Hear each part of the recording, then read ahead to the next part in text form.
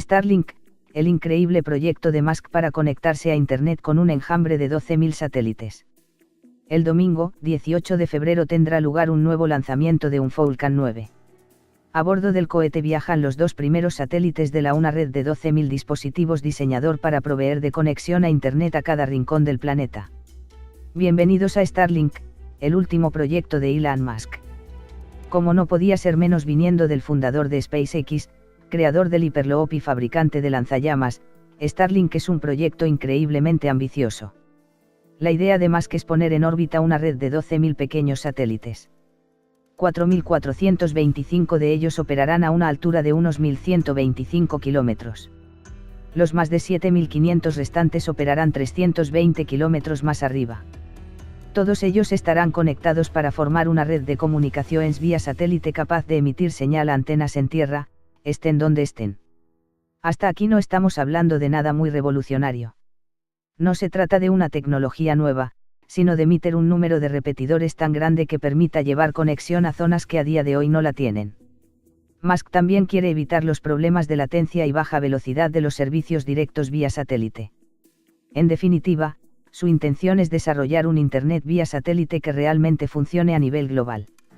El objetivo de esta red también es todo lo prosaico que uno puede imaginar. Starlink no es una red de telecomunicaciones interestelar ni tiene un uso científico. La idea es hacer dinero mediante suscriptores al servicio. ¿Hay alguien dispuesto a apuntarse a este servicio? Pues lo cierto es que sí. Según proyecciones financieras a las que ha tenido acceso el Wall Street Journal, Musk y su equipo esperan tener 40 millones de suscriptores en todo el mundo para el año 2025.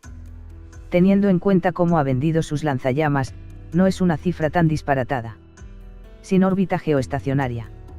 Aunque los dos primeros satélites de esa flota de 12.000 suben a órbita este domingo, aún es muy pronto para buscar el folleto de tarifas de Starlink.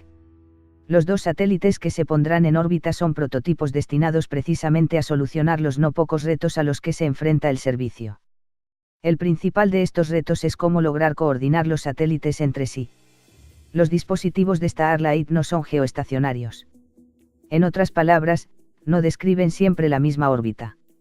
Musk y su equipo tendrán que encontrar algún método para sincronizar los satélites de la red y, al mismo tiempo, lograr que las antenas en tierra sepan discriminar y seleccionar cuál es el mejor satélite al que conectarse en cada momento.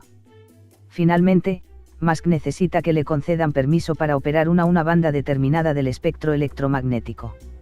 La compañía ya ha presentado las solicitudes pertinentes ante la FCC en Estados Unidos.